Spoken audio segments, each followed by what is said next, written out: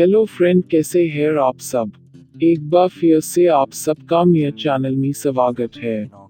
आज मैं आपको उड़ने वाला घोड़ा कहानी का लास्ट पार्ट सुनाने जा रहा हूँ। कहानी का नाम उड़ने वाला घोड़ा। फ्रेंड, आप कहानी स्टार्ट करते हैं। शहजादी कारीगर के पंजे से छूटकर बड़ी शांति महसूस कर रही थी और सोच रही थी कि कश्मीर का बादशाह कितना भला आदमी है कि निस्वार्थ उसकी मदद कर रहा था। लेकिन कश्मीर नरेश उतना निस्वार्थ न था जितना शहजादी ने समझा था। वह अब उसके कब्जे में थी और इस कारण वह उससे विवाह करना चाहता था और उसके लिए उसने शहजादी को अनुमति भी मांगना जरूरी न समझा। वह जानता था कि शहजादी फारस के राजकुमार पर मुग्ध है और खुशी से किसी और से विवाह न करेगी। उसने आदेश दिया कि विवाह के बाजे बजाए जाएं और सारे राज्य में नाच रंग और खेल तमाशे हों। एक दिन शहजादी दोपहर में सो रही थी कि बाजों की आवाज से उसकी आंख खुल गई। उसने दासियों से पूछा कि यह शोर क्यों हो रहा है, तो प्रमुख दासी ने कहा, सरकार, यह बादशाह से आपके होने वाले विवाह के उपलक्ष्य में बाजे बज रहे हैं।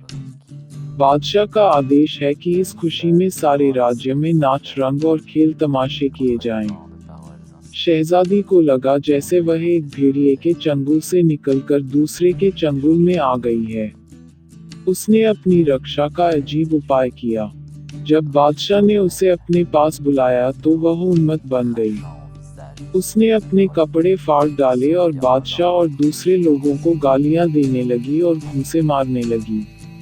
बादशाह उसकी दशा से चिंतित हुआ और अंतःपुर से बाहर आकर सोचने लगा कि अब क्या किया जाए।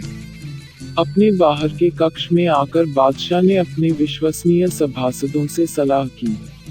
सबकी राय हुई कि उसे कोई प्रेत बाधा लगी है, वरना एकदम से पागल होने का कोई और कारण नहीं हो सकता। बादशाह ने दासियों को आदेश दिया कि शहजादी पर बराबर निगाह रखें और उसे नियंत्रण में रखें। उसने अपने राज्य भर के ओझाओं और तांत्रिकों को बुलवाया और शहजादी को अच्छा करने को कहा। उन लोगों ने तरह तरह की धुनियां दी, अनगिनत बार अभिमंत्रित जल पिलाया और अन्य अनेकानेक उपाय किए। शहजादी को कुछ होता तो उसका इलाज भी होता। उसने शाम तक अपनी दशा और खराब कर ली और सब लोगों की चिंता बढ़ती गई। बादशाह तो दुख और चिंता के कारण रात भर सो ही न सका।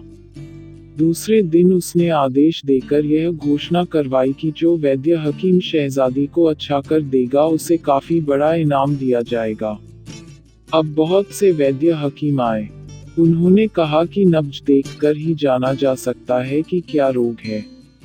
अब शहजादी ने सोचा कि भेद खुलने वाला है। अगर इनमें से किसी ने भी मेरी नाड़ी देखी तो समझ जाएगा कि यह पूर्ण रूप से स्वस्थ है। इसलिए वह और भी पागल बन गई और आक्रामक हो गई। जो भी वैद्य हकीम उसके पास उसकी नाड़ी देखने जाता उसे वह दांतों से काटती, थप्पड़ घूंसे मारती, थूकती, गालियां देती या उसके कपड़े फाड़ती। संक्षेप में यह कि शहजादी ने किसी वैद्य हकीम को अपने पास नहीं आने दिया। उन बेचारों ने दूर ही से अटकल लगाकर तरह तरह के काढ़े तजवीज किए। शहजादी एक आध को पी लेती, कुछ को फेंक देती और अपना पागलपन और बढ़ाने लगती। जब सामने कोई न होता तो साधारण स्थिति में आराम करती और किसी को भी देखते ही बकना, गालियां देना और नोच खसोट करना शुरू कर देती थी। सारे वैद्य और हकीम असफल होकर वापस चले गए और बादशाह को ऐसे वैद्य की तलाश रहने लगी जो उसे अच्छा कर सके। इसी बीच शहजादा फिरोज शाह फकीर के वेश में घूमता घामता वहां आ निकला। उसने वहां निवासियों से एक शहजादी की, जिससे बादशाह विवाह करना चाहता था, विक्षिप्तता का हाल सुना। वह समझ गया कि यह उसकी प्रेमिका बंगाल की शहजादी होगी, जिसकी तलाश में मैं मारा मारा फिरता हूँ। वह राजधानी में एक साधारण व्यक्ति के वेश में एक सराय में उतरा। उसे और विस्तार से शहजादी की बीमारी का हाल मालूम हुआ। वह हकीमों का सा वेश बनाकर लंबी दाढ़ी लगाकर राजमहल के सामने गया और दरबानों से बोला, सुना है यहाँ कोई शहजादी बीमार है, मैं उसका इलाज करना चाहता हूँ। बादशाह को खबर करो। दरबान हंसने लगे और घृणापूर्वक बोले, टुटपुंजिए हकीम को देखो। बड़े प्रसिद्ध हकीम तो झक मार गए, यह शहजादी को अच्छा करके इनाम पाएंगे। फिरोज शाह ने उन्हें डांटा, तुम्हारा काम पहरा देना है या हकीमों को सनद देना? बादशाह को खबर करो। बादशाह नहीं चाहेंगे तो मैं लौट जाऊंगा। दरबानों ने खबर की तो बादशाह ने उसे फौरन बुला लिया। फिरोज शाह सामने आया तो बादशाह ने कहा, हकीम साहब, वह किसी को पास नहीं आने देती, हर आने वाले पर आक्रमण कर देती है। उसे कमरे में बंद कर दिया गया है। आप पहले खिड़की से उसे देखें। फिरोज शाह वहां पहुंचा तो खिड़की से झांक कर देखने लगा।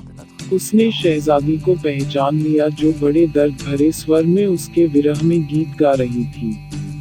फिरोज शाह ने गौर से देखा तो यह भी समझ गया कि शहजादी को कोई रोग नहीं है, वह खुद ही अपने को पागल दिखा रही है ताकि उसका बादशाह के साथ विवाह न हो सके। बादशाह के पास आकर उसने कहा, मेरी समझ में शहजादी का रोग आ रहा है, उसका कमरा खुलवाए, मैं उसके पास जाकर उसे देखूंगा, लेकिन उस समय कमरे में कोई दूसरा आदमी नहीं होना चाहिए। बादशाह ने इस बात को मान लिया। फिरोज शाह अकेला शहजादी के पलंग की ओर बढ़ा। वह उसे पहचान न पाई और हकीम समझकर चीखने और गालियां देने लगी। फिरोज शाह तेजी से पलंग के पास पहुंचा और धीमे से बोला, अच्छी तरह देखो, मैं हकीम वकीम कुछ नहीं हूँ, फारस का शहजादा फिरोज शाह हूँ, तुम्हें तलाश करता हुआ आया हूँ। तुम मेरे साथ सहयोग करो तो तुम्हें निकाल ले चलूं। शहजादी ने उसके स्वर से उसे पहचाना और ध्यान से देखा तो सूरत भी पहचान ली। शहजादी ने चीखना बंद कर दिया और धीमे स्वर में बोली, मैंने अपना सतीत्व बचाने के लिए यह पागलपन का ढोंग किया था। मुझे नहीं मालूम था कि कब तक यह तमाशा करना पड़ेगा। सौभाग्य से तुम आ गए, लेकिन यहाँ से मुझे निकालोगे कैसे? बादशाह को मालूम होगा कि तुम मेरे प्रेमी और भावी पति हो तो तुम्हें जीता न छोड़ेगा।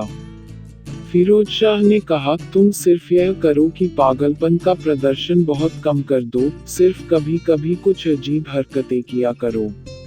बंगाल की शहजादी ने उसके कथनानुसार काम किया। उसने कपड़े फाड़ना, मारपीट आदि करना बंद कर दिया। फिरोज शाह ने बाहर आकर बादशाह से कहा, आप चलकर देख लें। शहजादी साहिबा लगभग पूर्ण रूप से स्वस्थ हो गई हैं। बादशाह फिरोज शाह के साथ शहजादी के कमरे आया। शहजादी ठीक ठाक वस्त्र पहने बैठी थी। उसका व्यवहार भी लगभग सामान्य था। बादशाह ने वापस आकर फिरोज शाह की बड़ी प्रशंसा की और कहा, हकीम साहब, आपने कमाल कर दिया है। बड़े बड़े हकीम महीनों लगे रहे और कुछ न कर सके, आपने 2-4 मिनट ही में शहजादी को ठीक कर दिया। मैं आपको मालामाल कर दूंगा। फिरोज शाह ने कहा, आपकी बड़ी कृपा है, लेकिन अभी मैं एक पैसा नहीं लूंगा। शहजादी जब बिल्कुल ठीक हो जाएंगी उस समय आप जो भी देंगे मैं सिर झुकाकर स्वीकार करूंगा। फिरोज शाह ने आगे कहा, रोग पूरा ठीक करने के लिए पूरा हाल जानना जरूरी है। आप कृपा करके यह बताएं कि शहजादी कब और किस प्रकार आपके राज्य में आई।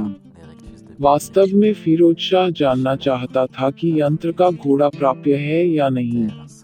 वह यह भी जानना चाहता था कि कारीगर का क्या हुआ। बादशाह ने ब्यौरेवार बताया कि इतने दिन पहले एक आदमी यंत्र के घोड़े पर इन्हें कश्मीर के एक जंगल में लाया था और इनके साथ दुराचार चाहता था। संयोग से मैं उसी समय शिकार खेलकर वापस आ रहा था। मैंने जाकर जब इनसे पूरा हाल सुना तो कारीगर को मरवा दिया और इन्हें और काट के घोड़े को लेकर आ गया। मैं इनसे विवाह करना चाहता हूँ, यह ठीक हो जाए तो करूँ। फिरोज शाह ने कहा, निश्चय ही वह यंत्र का नहीं जादू का घोड़ा होगा। उससे उतरते समय इनसे तंत्र विधान संबंधी कोई भूल हो गई होगी। अब मेरी सलाह को ध्यानपूर्वक सुने। उस पर कार्य किया जाए तो शहजादी साहिबा एक ही दिन में पूरी तरह ठीक हो जाएंगी।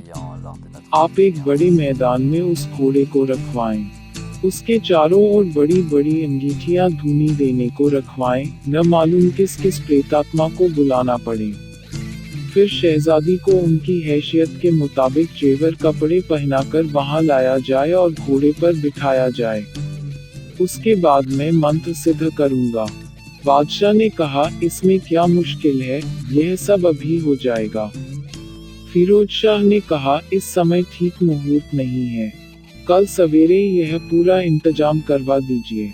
दूसरे दिन सुबह यंत्र वाला घोड़ा लाकर मैदान में रख दिया गया। उसके चारों ओर 10-12 अंगीठियां रख दी गईं। फिरोज शाह भी नहा धोकर अच्छे कपड़े पहनकर आया और शहजादी को भी सजा संवार कर लाया गया। फिरोज शाह ने शहजादी को घोड़े पर बिठाया।